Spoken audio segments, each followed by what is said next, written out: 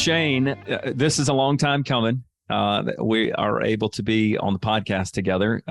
You and I, for the listeners, have been in each other's world since 2018. So I want to kind of visit about your life prior to me knowing you 2018. And the purpose of this series of podcast episodes is really about connecting with other humans so that we can share experiences that awaken others, particularly the people that listen to this show, and show them that saying that we talk about, that which is most personal is most universal. So I hold this belief that most humans think that whatever their struggles are, they're unique to them. Mm-hmm. And the whole idea of the mentee is to help people find clarity around what it is they want, and then find others who are already doing those things, living that life, and get into a relationship with them. So this is an opportunity, I think, for me to bring what I would say in air quotes, ordinary people who are doing good things into the space behind the microphone, if you will, and open up so that our listeners can hear from people that aren't published book authors and that aren't gazillionaires or aren't winning in these extraordinary, influential Facebook, Instagram kinds of ways, but that are winning. I qualify. You do qualify. That's why you're on the show. So, there's a lot of things that I have prepared to ask. What I'm going to say are people that are in our world that are winning, so that we can share that with the world. So with that being said, why don't you just start with telling us who you are, how old are you, and your family makeup, your job, and then we'll go from there. Yeah. So I'm Shane, 37 years old. I, like you said, met you in 2018 when I got in real estate. Prior to that, I was a fireman since 2007. I did take a little break to chase money, which we may get into that later. Chase what I thought was money and happiness. And I just knew, when I wanted to get into real estate, I knew there was more. Like, I was a fireman. I enjoyed my career, but I just knew that there was more. Like, there has to be more than this. Not making a lot of money. And it's not that it's about money, but quality of life. I knew there had to be higher quality of life than what I was living. I had 2 kids. So I had a daughter in 2014, son 2016. So they're getting ready to be 9 and 7.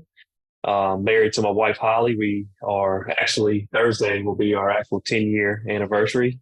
Happy anniversary. Yeah, thank you. Thank you. So yeah, that's special to both of us.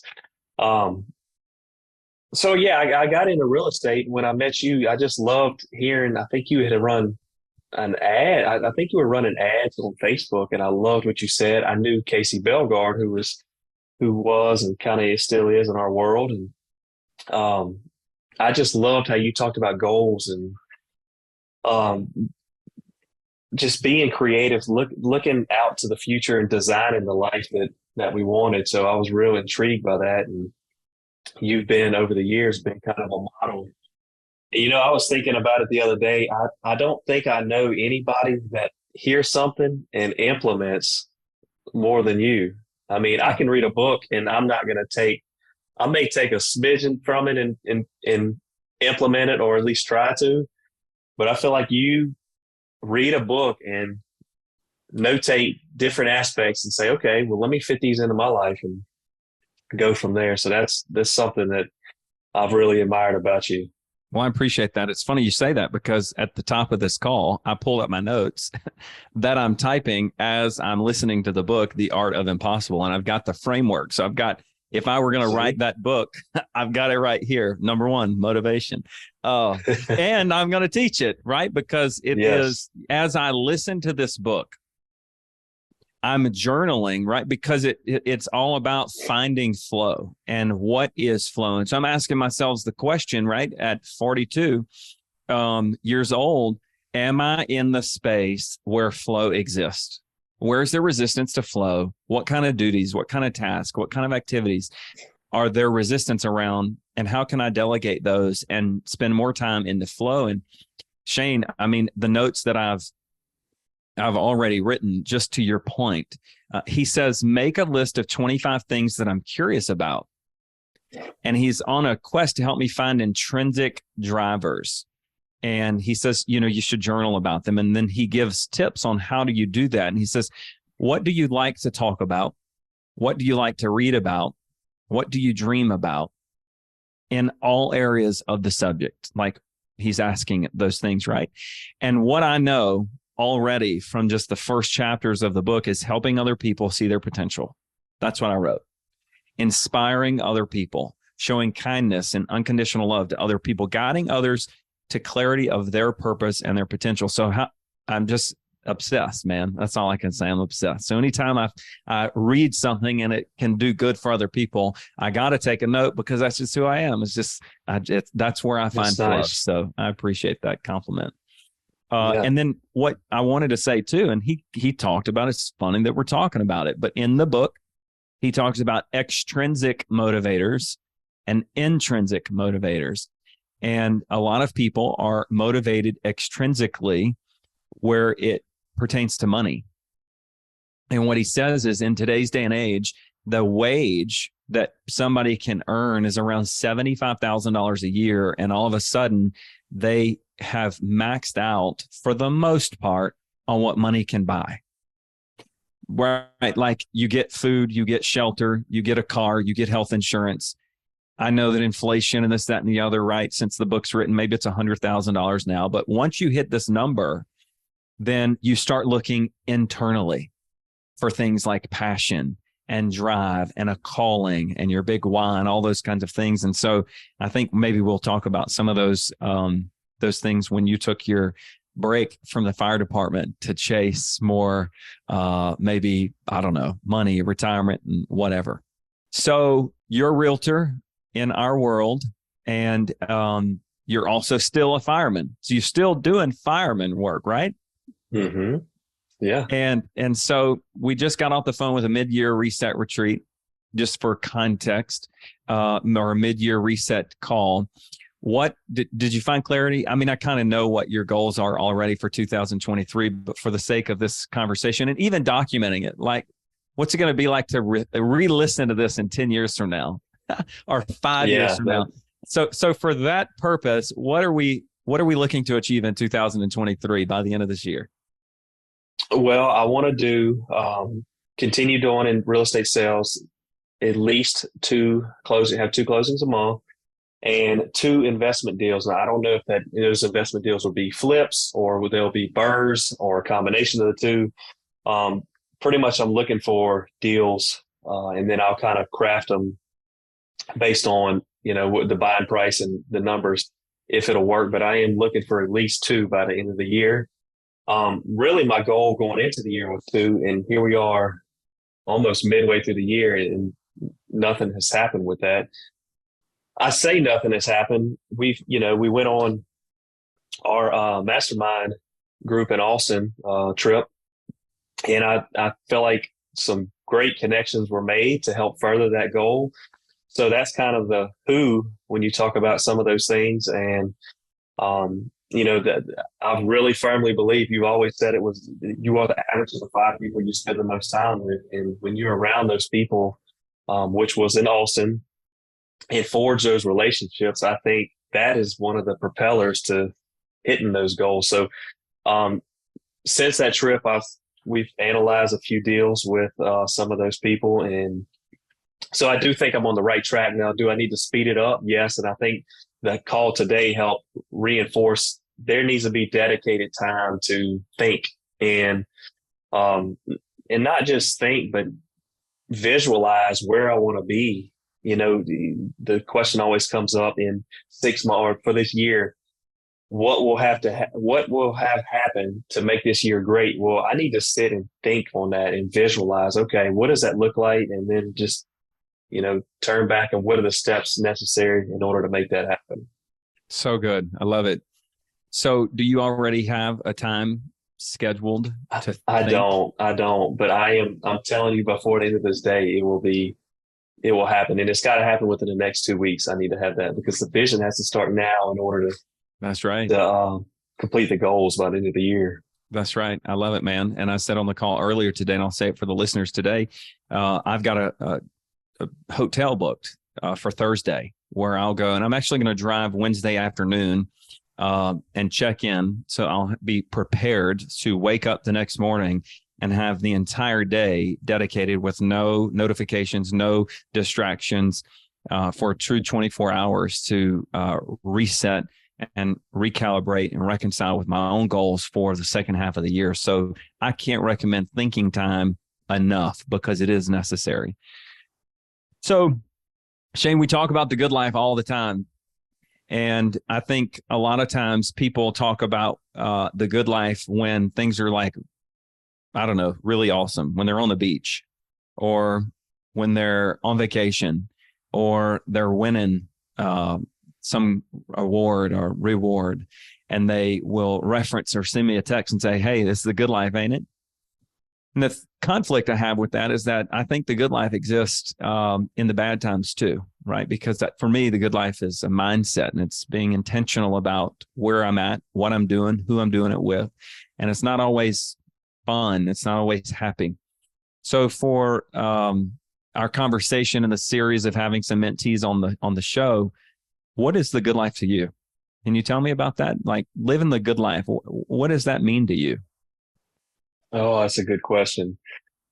I would say first and foremost, family has to be at the top of that list, and that's spending quality time um, with Holly, with my kids. Because if I don't have that, if I have all the money and don't have that, it's going to be somewhat empty. So that would be number one. I think the good life, I mean, people could say money's not everything. It's not, but it is a lot. So I think you need money to propel those experiences with the family to, and for my case, I find security in money. So if I can, you're not going to ever have complete security in anything, but at least if I know I can have, enough money that what I've defined as enough, that security I think is winning. And that's part of the good life as well.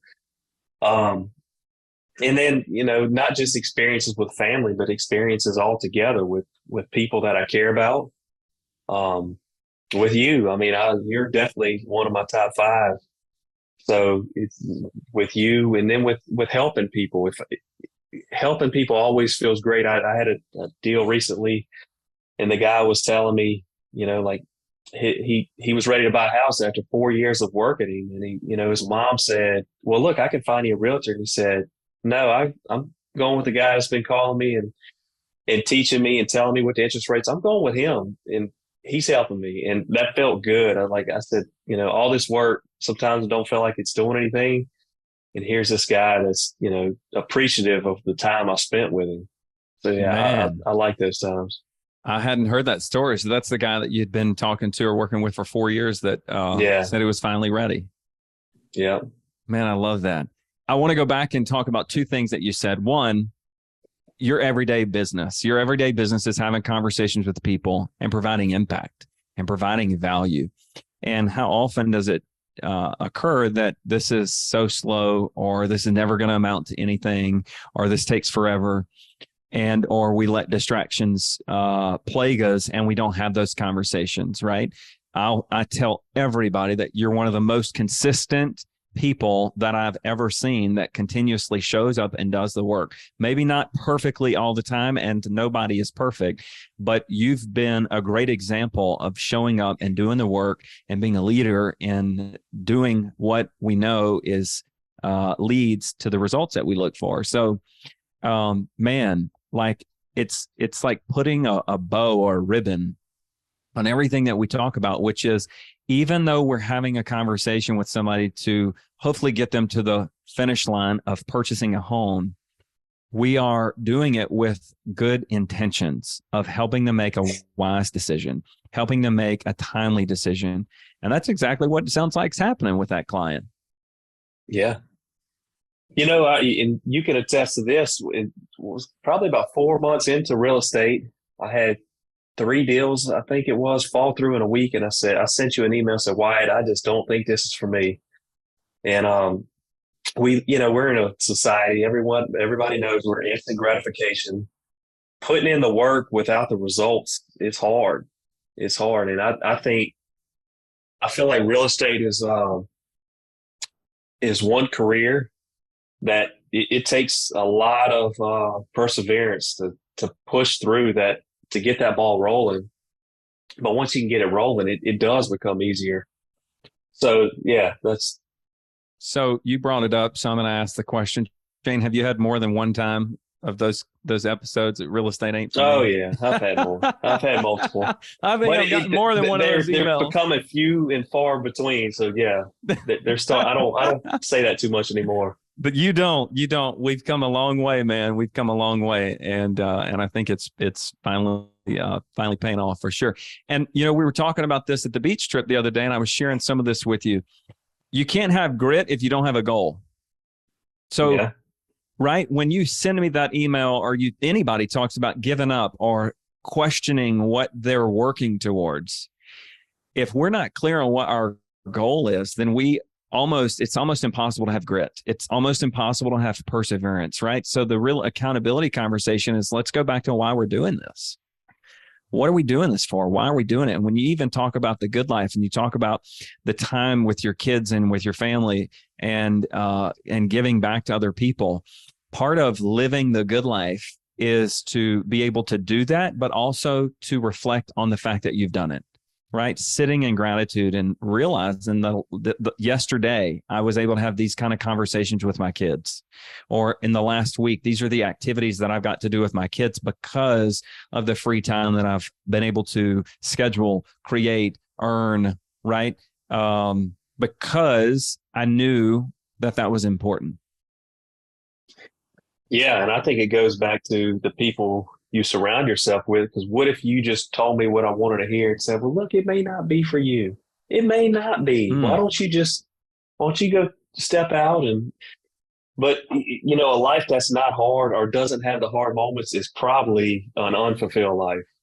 No I doubt. would say it is an unfulfilled life. If you don't have very hard moments or pushing yourself, it's going to be a very average, unfulfilled life. It's something Well, somebody may want that. I don't necessarily want that. I don't yeah, necessarily want super hard where I'm stressed out all the time, sure. but I guess that's where the counterbalance comes in. It is. It's a counterbalance. And that's where the people that know what you're after can help encourage you to press the gas, press the envelope a little bit when things get hard. We talk about empathetic witnesses, right? And that's why you become like the 5 people you spend the most time with, because things are going to get tough, especially if you're driven, if you're goal oriented. Growth is on the other side of pain, I think is the saying, right? Mm-hmm. We know that if you don't exercise your comfort zone, it's like a muscle. If you don't exercise it, it gets smaller. So we're never going to graduate to where it's just easy all the time. And so pressing that envelope requires people that are going to be encouragers of you getting the goal that you have set for yourself, which goes back to the need of clarity, so that we can make sure that those around us know what it is that we're after, so that they can help hold us accountable to make that happen. The other part of what you said that I want to go back to and sit in for just a little bit, if we can kind of metal here. You said, I find security in money. How do you feel when I tell you that you said that? Did you articulate the truth? Did we re-say that? What does that feel like? What does that mean? How does that shape how you? Well, I don't know if that's a good thing or bad thing, but when we did the DISC assessment, I think it's utilitarian. I think is Utilitarian. Yeah, that's what. Yeah, so I want to say I'm really high in that, and I think that's one of the main things. So do I need to change that? I don't know. Maybe I need to go back and study DISC. Well, utilitarian is the love of money, not for the love of money, but for what money can do. Right. So you recognize that money is a tool, and you recognize that money can buy an experience. right? And you also want to operate very efficiently and effectively. You don't want to waste a lot of time. You got a goal, you want to get after it, you want to achieve it, and kind of keep things organized as a motivation in the utilitarian world. My thoughts, Shane, when I heard that, is really from a standpoint of attachment and or resistance. And we know that like energy creates like energy. And so when we think about, like, for instance, we shared on one of the calls, I've went deeper with Ron, my coach. 2 weeks ago, we talked about me telling him in the pre-call form that I'm chasing 15% body fat. And he said, why are you chasing it? Why don't you let it chase you? Do you remember that? Mm-hmm. And so on our call, do you remember where Jake asked for more information about Ron's pattern interrupt whenever I told him that? Do you remember that? Yeah, I do. So that was a conversation. We say you grow into the conversations around you. So by Jake asking me that question, it caused me to go back and say, Ron, tell me more. And I'm so glad that he did. And this is what he shared with me. And I want to share it with you relative to what you're saying in terms of finding security and money. I said, tell me more. And so this is what he said. Let me see. Okay, this is what he said. He said, consider that when you're attached, and look, I have this conversation with Janae all the time as well, because it is, when I hear the words, I find security and money, I hear an attachment to like needing it, saving it, and almost being in a scarcity mindset. And maybe that's not what you mean. And that's really why I want to say, let's sit there for a little bit. But this is what Ron said. He said, consider that when you're attached, your energy is being generated from a sense of lack, which creates the illusion of a gap that the mind now decides to solve by logically thinking, if I chase it, I'll catch it. And man, when I think about that, when I hear those words, I think that it will be hard to live in gratitude and in abundance, right? Like I might only have $50,000 or 500,000 or whatever number you have, I have, the listeners have. And if we think that we need more to do certain things, then what Ron is saying, it creates the illusion of a gap. And our mind then decides that if we solve it logically, we chase it and we'll catch it. Then this is what he says on the flip side, which is the spirit side. And I want to talk about spirituality with you in just a little bit. But on the spirit side, all is well. All is well. When you place the order as a desire that you prefer to have, which is a preference, the energy is not fueled by an attachment. It's fueled by a preference. So there is no attachment.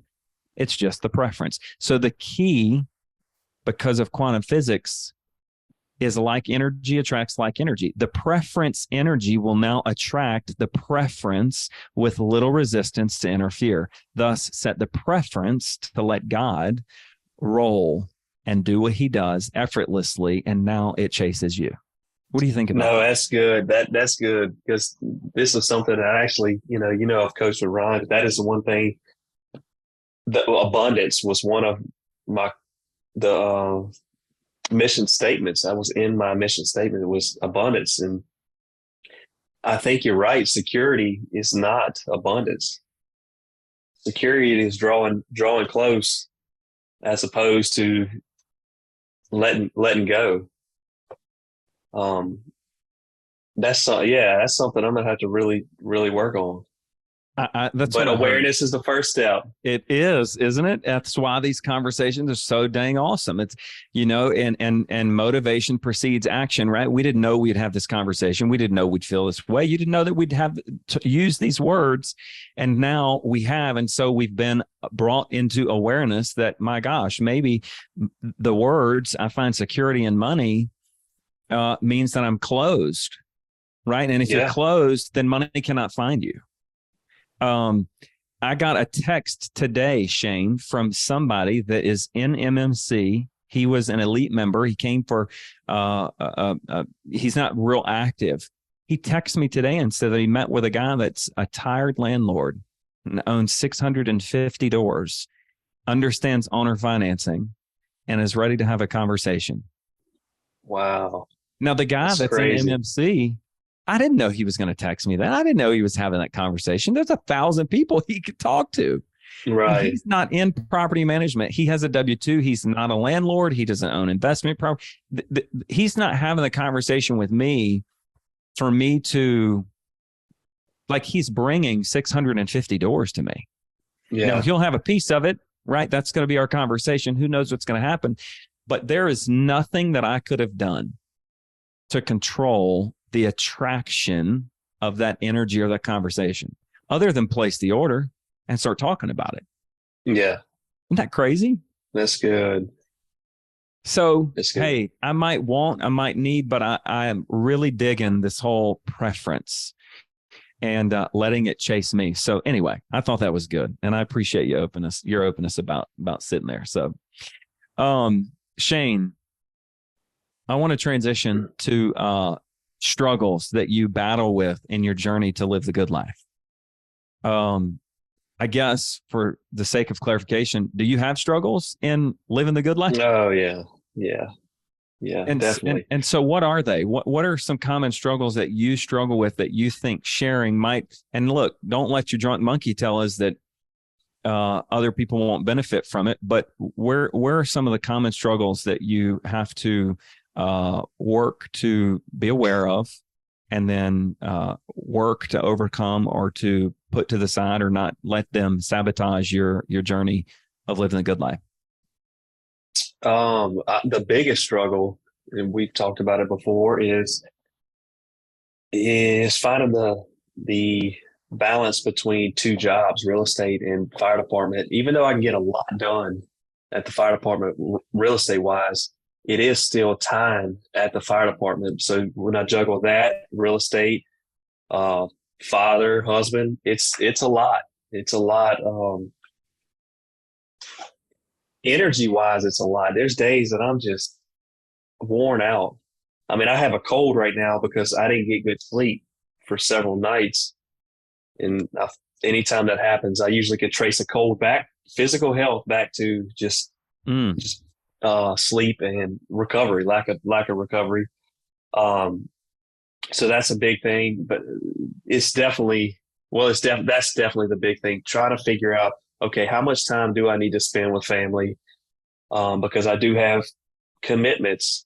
So when to say no, I've learned to delegate more. If there's a showing, if I only have 2 nights this week to see my kids, afternoon showings, I'm just going to pay somebody to go do showings for me. I don't need to spend that time. It's not worth it for me. Same thing with fire department. If there's something with a child coming up, I'm going to rework my schedule. We're allowed so many shift swaps and things like that. I'm going to rework my schedule to not miss something that's important. Did those things come natural to you, or did you work? No, to make those decisions to do that? I'm definitely not a delegator. I like to handle everything myself. In fact, I just hired Heather, that's in our world, to do transaction coordinating to help free up some of this things, just some of the paperwork. Even though I feel like that's probably not the part that I struggle with the most, it is a step just to say, hey, I'm going to release this to her. Could I do it? Yeah, I could do it. Probably do it fairly quick, but I need to learn to delegate. Simple as that. I agree, man. I think about it all the time. We had the conversation yesterday with, I forgot who we were talking about. I could cut my grass. I actually like cutting my grass. But at the end of the day, what serves my greater goal more? Me cutting the grass or getting somebody else to cut the grass so that I can not be lazy, not sit on my couch and do nothing or watch sports, but so that I can go be more engaged with my kids, right? And it doesn't always happen tit for tat. It's not like when the grass is being cut, I'm at the ball game with my kids. It's when the grass is cut, I might work so that I can not work on Tuesday and be at the ball game with my kids. That's right. And so it's about having clarity around what's most important and what can we leverage to other people so that we can spend time in our gift zone, or the zone that's so, that we've defined or identified as being the most important to us. Right. What else? What I want to talk spirituality with you. I think that you hold a value that is important to you to share your faith with the world. So if you do, this might be a good platform for you to share that with people, and your struggle with living that. Yeah. So that is something that I wrestle with pretty often. Is I don't feel like I share enough. And sometimes that balance, when I was talking about balance with careers, and church has to fit in, but between family, careers, it does. Sometimes church gets pushed out. So it's finding that balance. And I think that's another thing that has to be scheduled. With vacations, if I see that I'm going to be gone select weekends, if something comes up on a Sunday that, like, no, I can't do that. I probably need to go to church because I'm going to miss several others. Not that I need to go to church because I'm going to be penalized by God for not going, but I need to be connected. And if you allow other things to come in and keep you disconnected, it's not worth it, and it's not healthy for me. So the struggle, oh man, there's a lot of struggles with that. Daily reading, I feel like that is the number one thing that I think God called us to do is stay connected in His Word and through prayer. And that's things that the life through the hectic schedules that we got, that gets pushed out. So I have to get recentered on that all the time. And that's a balance that I struggle with. How do you get recentered? What does that look like to get recentered? By just doing it, finding the time and say, okay, well, I'm tired. I could go to sleep, but I'm gonna do my daily reading. And sometimes it feels like a checklist, and I've learned that sometimes it will. I mean, it's unavoidable. Sure, but just because something feels like things, sometimes you got to work through the feeling and realize this is what I need to do, and here's why. And then how do you feel after you do it, even if it felt like a checklist? I mean, I'm not going to say I feel great all the time after doing it, but I am glad I did it. And you're honoring the commitment that you made yourself that you're going to do it. That's right. Yeah. So how are you doing in that space right now? Are you being consistent? Are you on the wagon, off the wagon? I was doing really well up until, I guess, about 4 days ago. And I have not read the Bible in, I think, the last 4 days. In fact, I've been reading on the app, and I'll get notifications. You've missed 4 days. Or last night it was 3. You missed 3 days. And it's kind of defeating, but I get the point of it, and I need that. Yeah, for sure. And at the end of the day, though, Shane, even with your balance between the fire department, real estate, your family, attending church, reading the Bible, leveraging all those things, isn't it like what I hear you saying is all the things that have to happen, right, for us to live the good life? And when you stop and you look back, like this morning, as an example, to sort of frame the question, I was running in the subdivision this morning with 2 of my neighbors, and I'm looking at my watch and I'm looking at my pace, and we're running like 3 minutes, and then we stop and do 9 burpees and 21 squats. And then we run for 3 more minutes, and then we do it again, 9 squats or 9 burpees and 21 squats. And I begin to struggle. I can't keep, like, I need to walk. I'm looking at my heart rate, and I feel all the things. And for a second, I thought, God, this sucks. Like, at what point am I going to be able to just do the whole workout the way that they do it? And then I caught myself and realized, you know what? 3 years ago, I wouldn't even be caught dead out here on the street. I wouldn't have been walking on the street. 2 years ago, I wouldn't have been able to do these things. So I became aware that I was living in the gap I flipped the script to then look at the gain and began to celebrate. And guess what happened? I was able to run a little faster and run a little further. Isn't And it crazy the way the mind works? it's just crazy, man. It's crazy. So my point back to your desire for balance, at the end of the day, do you feel like you're actually balanced? When you stop and look back over the last 6 months, the last year, you're pretty intentional. You're winning in a lot of places. You've got a lot of gain. You've made a lot of traction, which is why this is an awesome opportunity to document where you're at so that we can listen to it in 5 years from now and evaluate just how much has changed and how much you've grown in the next 5 years compared to what you've grown in the last 5. Yeah. I mean, one of the sayings you always say is you can have anything you want in 5 years. And that's true. I mean, I think back in 2018, in fact, I took a picture of my bank account at one point when I first got in real estate. And I said, it'll never be this low again. It took a while. Took a while to build up, and that's with buying some rental properties and stuff like that, but it's nowhere near that now. That's so awesome. I'm glad you shared that. I love that story. You need to share it, post it. Yeah. So Shane, let's talk about relationships.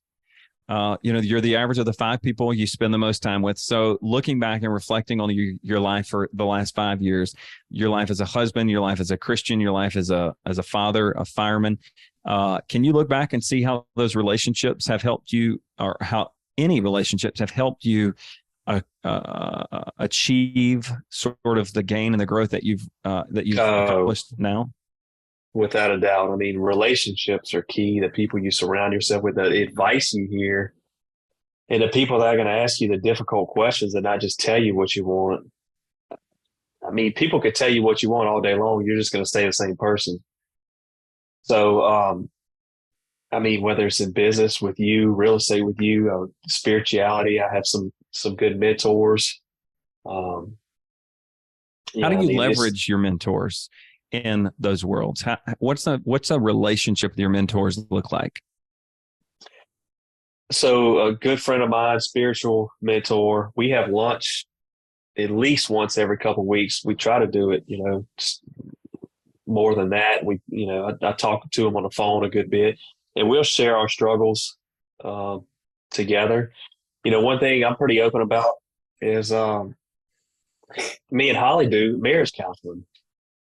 We went, actually, we actually took a longer break than I wanted to, but we went last week, and that's always good. It's not necessarily fun always, but it is a third perspective that is not going to tell us what we want to hear.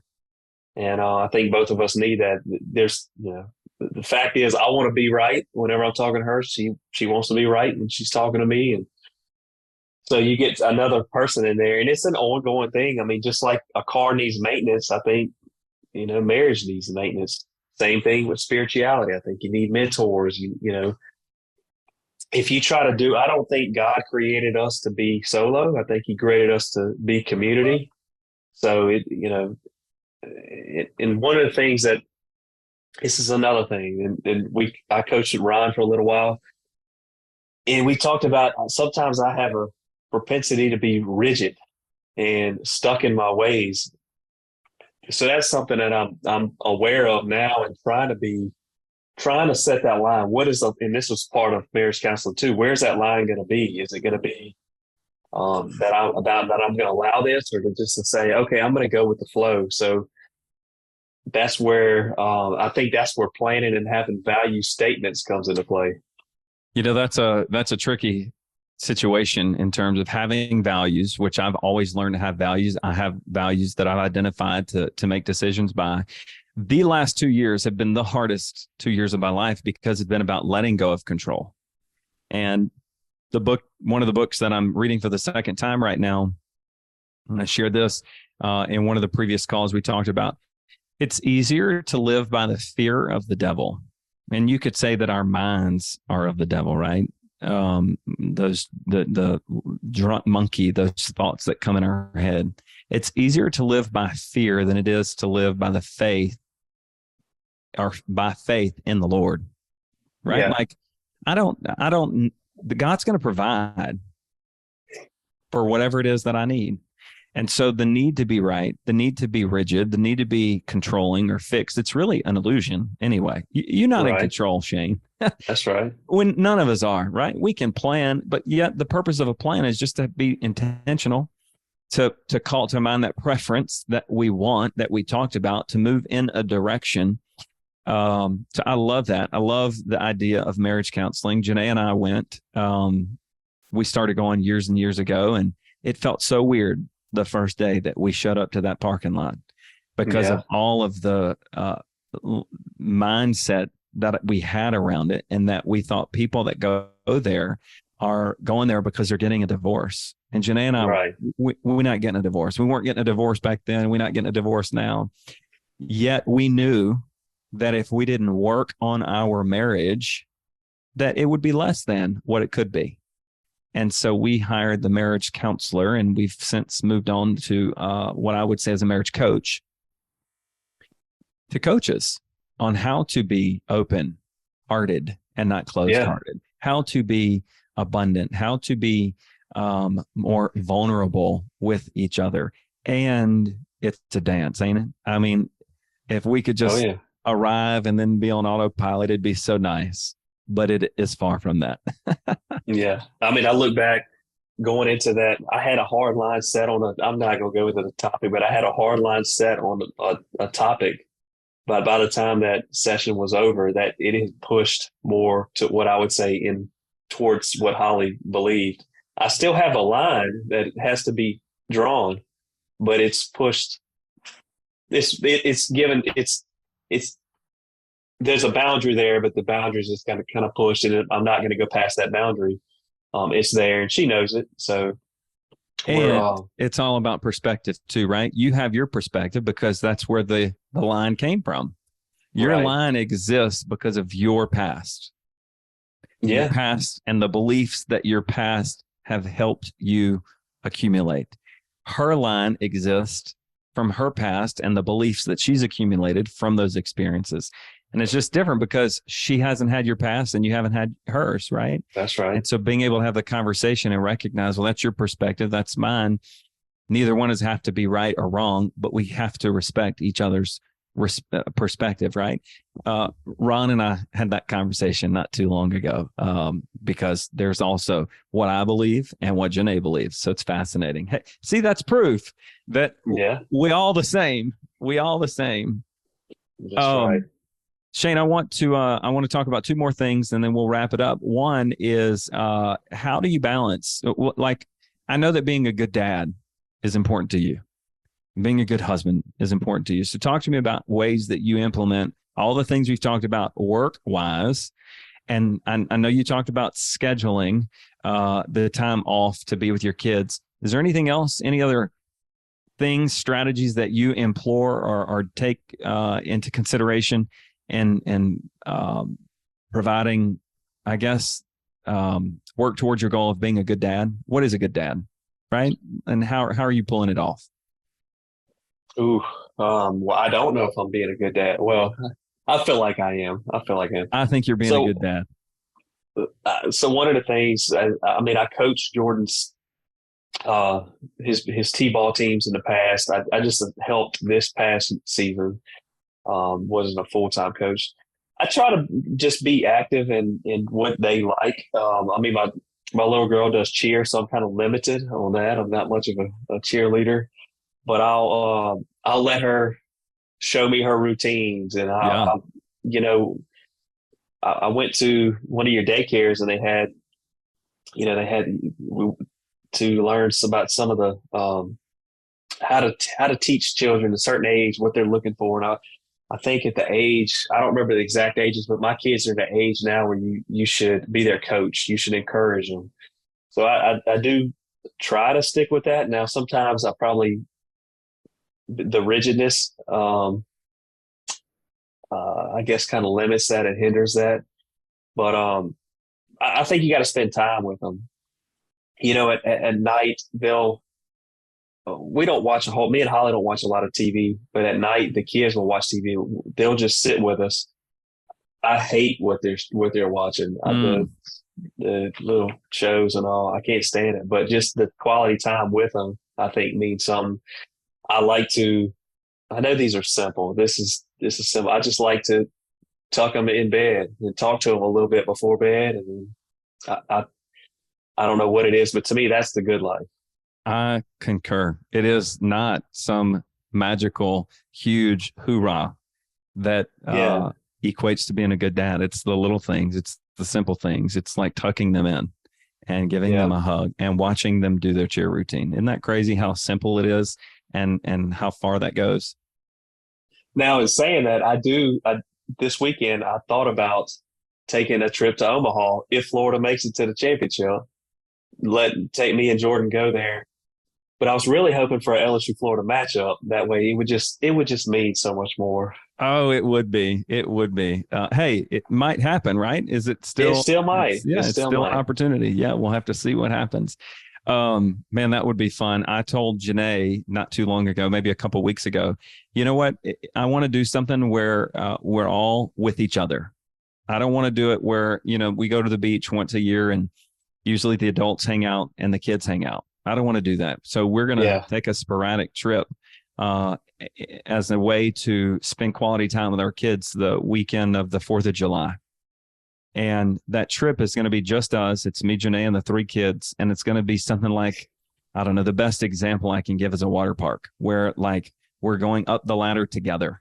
We're going Yeah. down the slide together. We're swimming in the same pool. It's not me and Janae versus the kids. It's all of us together. And I think that creating those opportunities are fantastic. And I think that somebody has been on the podcast. I can't think of his name. But he coined the term creating memories and moments. And I think anytime that we have to create a moment or a memory is another deposit towards being a great dad. So that's awesome. I love it. So I want to wrap up. In April, you attended the Mentorship Mastermind event, the thing that we did in Austin. I want you to give me some feedback on that for the listeners. We're going to have another one that's coming up in October. I think we're going to go back to the same house and what we've coined it as version 1. So we're going to be able to offer that same experience to a new group of people. And then we're also planning a version 2, which will be for those of you that have experienced version 1 to come back and level up. And we'll have a new lineup of speakers and topics and conversations. It'll be a little bigger for a little more. It'll be a little bigger for more people to attend so that we can have not the same people, but more people, right? And that'll be back over in Scottsdale. What were you hoping to get out of that retreat? What did you get out of the retreat? And how's things different because you went? Well, the main thing going in was clarity. Okay, I wanted to figure out what is it that I really want, and not that I necessarily left there knowing exactly what I wanted, but I left there knowing a plan on how to get there, how to think. Talking about earlier, we talked about the real estate goals, the investment goals. That all was kind of bred out of that group. Another thing is the connections. Like, again, I also said that earlier about there's potential deals that have come up just with the connections that were made there with like-minded people. And then the marriage counseling actually come from that. That was one of the things that I wanted to schedule because I wanted to get on the same page with Holly. Now, it took us a little while before we got it scheduled, 2 months after, but I knew that it was something we needed. And actually, that was the one action item that I had to leave there to do. So it got done a little later than I wanted, but it got And done. it still got done. And yes, that's right. And it's going to be an ongoing thing. So, so I would say for sure it's number 1, get clarity. Number 2 was the connections made. And then the actionable items, I would say 3. And you can juggle them however you want, whatever order. But that's the order for me. Man, I love that because the thing about it and the thing that is most important to me is that it's not a one and done, that the results of that retreat live on. Well, Right.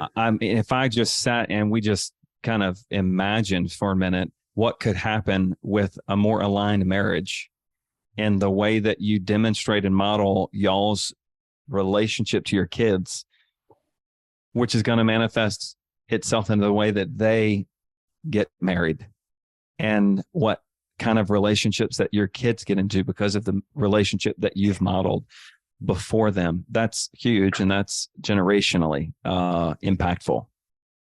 Yep. That's right. Pretty cool.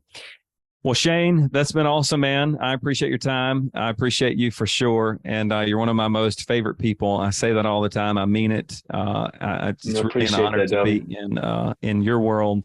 And I am looking forward to everything that is yet to come in our future. So thanks for joining me today. Yeah, appreciate the podcast. Thank you for all you've done and continue to do for me, Wyatt. You got it. We'll see you soon.